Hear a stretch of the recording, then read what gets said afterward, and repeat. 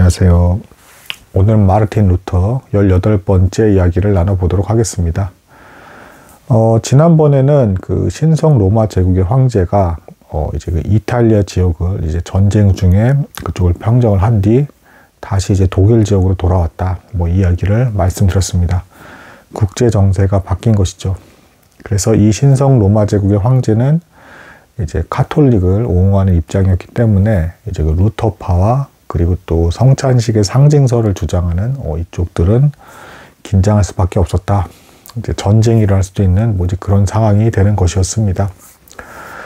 이것에 대해서 제가 말씀드렸다시피 루터의 입장이 굉장히 난처할 수밖에 없었던 것은 농민 전쟁이 일어났을 때도 농민들에게 이제 그 권위 있는 자에게 순복을 해라. 전쟁을 해서는 안 된다라는 입장을 취했기 때문에 자신을 보호해주는 제후에게 황제와 맞서서 싸워야 됩니다.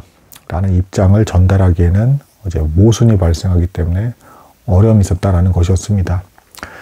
그래서 이게 잘 무마가 돼서 서로 다툼이 없기를 바랬기 때문에 아우구스부르크 회의가 이제 벌어지게 되었고, 거기에 이제 루터는 자신의 제자라고 할 수 있는 멜랑히톤을 보내서 잘 이제 회의가 주도되기를 이제 바랬습니다. 하지만 안타깝게도 그 회의는 루터가 바란 뜻대로 잘 진행되지는 않았습니다. 그렇지만 또 최악의 상황은 아니었던 게 회의 분위기는 그랬다라고 합니다.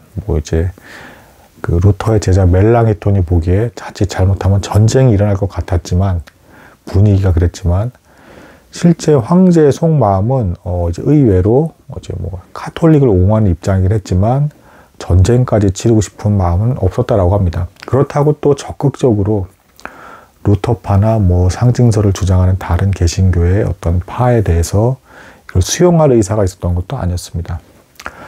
아무튼 이 루터파와 이제 몇몇 이 상징서를 주장하는 사람들은 이 황제를 설득해야 됐기 때문에 이제 앞에서 신앙 고백서라는 것을 이제 낭독을 하게 됩니다.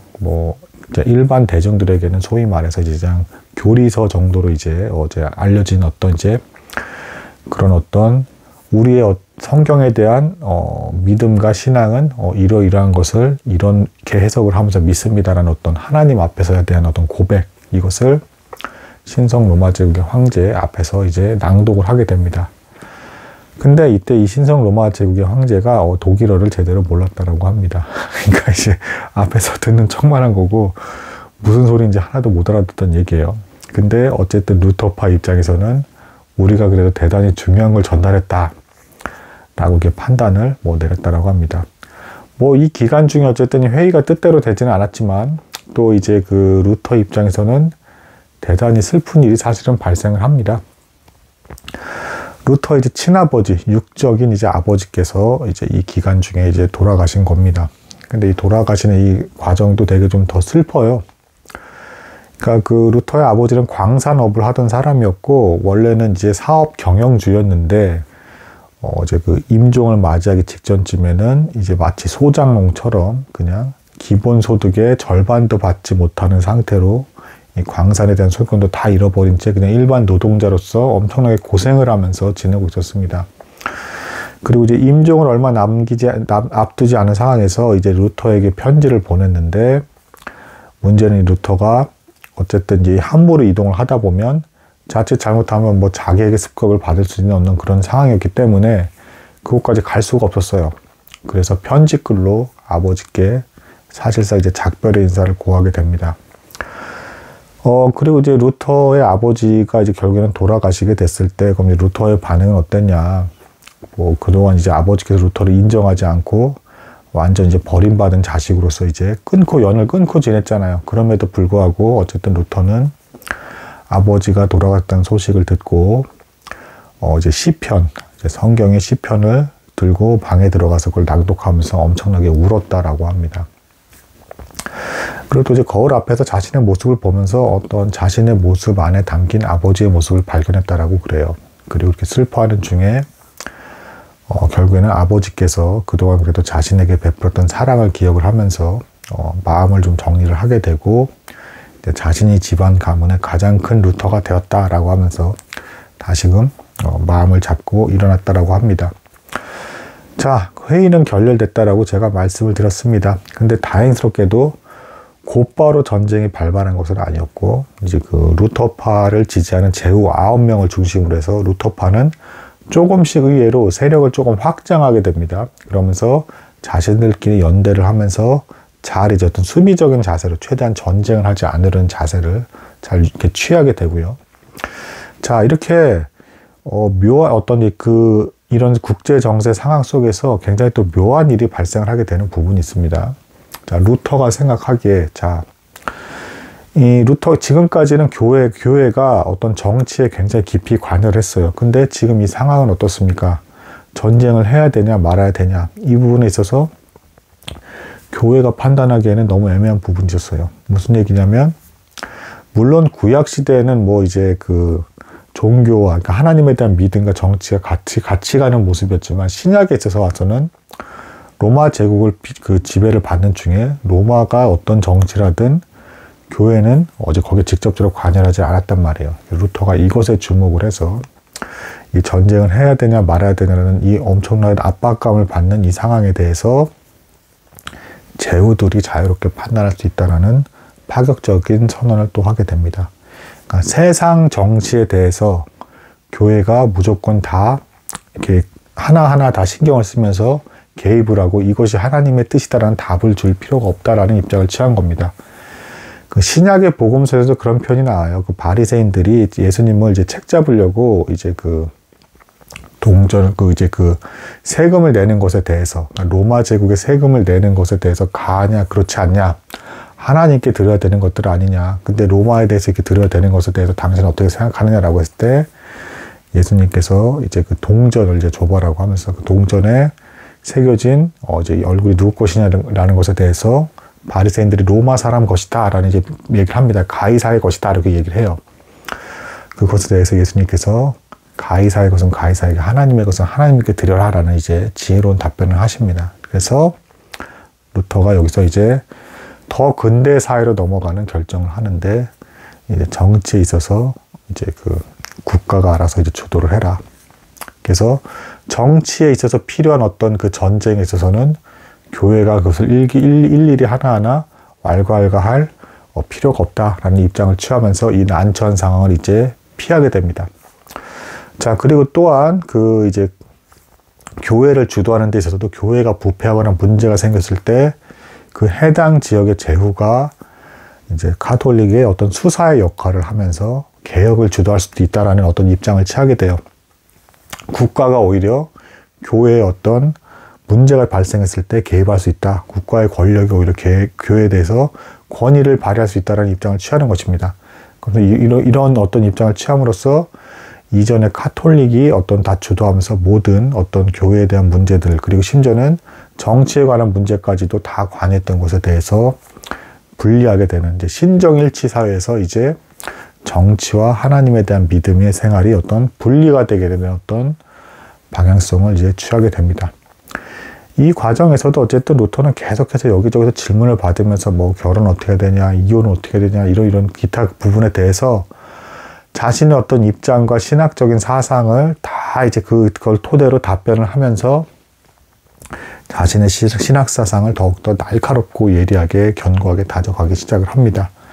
그래서 루터파 교회라는 게 이제 생겨나게 되는 것이고, 실제로 독일에서는 그래서 성직자가 공무원입니다. 그래서 제가 전에 말씀드렸지만 헤르만 헤세의 수레바퀴 아래서 이제 그 소설에서 그 주인공 한스 기벤라트가 그렇게 이제 그 신학교에 이제 들어가기 위해서 죽기 살기 열심히 공부하는 게 나오죠. 무리가 될 정도로까지, 건강을 상할 정도로까지 이제 그 성직자의 길을 가기 위해서 엄청나게 공부하는 게 나오죠. 그게 루터파 목회자가 되면 공무원으로서 평생 이제 그 연금 및 이제 생활비가 나오기 때문에 그렇게 치열해졌던 것이었습니다.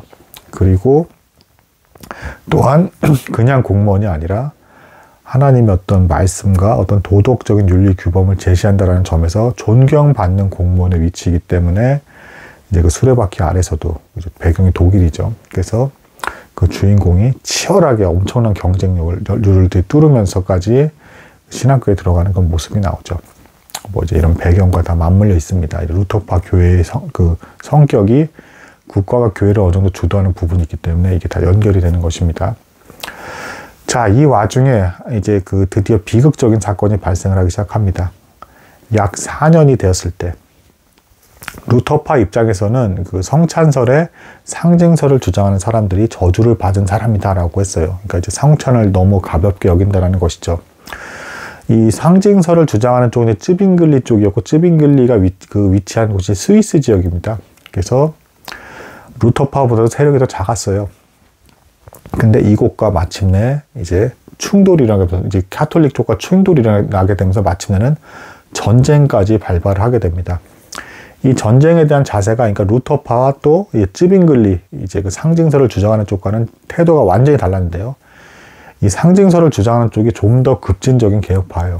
그래서 시민사회를 지키기 위해서는 전쟁을 치를 수도 있다. 그리고 우리 성직자들도 하나에 속한 시민이기 때문에, 하나님의 백성 안에 형제 자매라 부르는 시민의 한 일원이기 때문에 우리도 전쟁에 참여해야 된다라고 하면서, 루터파의 성직자들은 전쟁에 대해서 완전히 이제 무관하고 아예 참여를 안 하는 쪽의 입장을 취했다라면, 이 상징설을 주장하는 사람들은 적극적으로 우리도 시민이기 때문에 전쟁에 참여해야 된다라고 하면서 전쟁에 나서게 됩니다.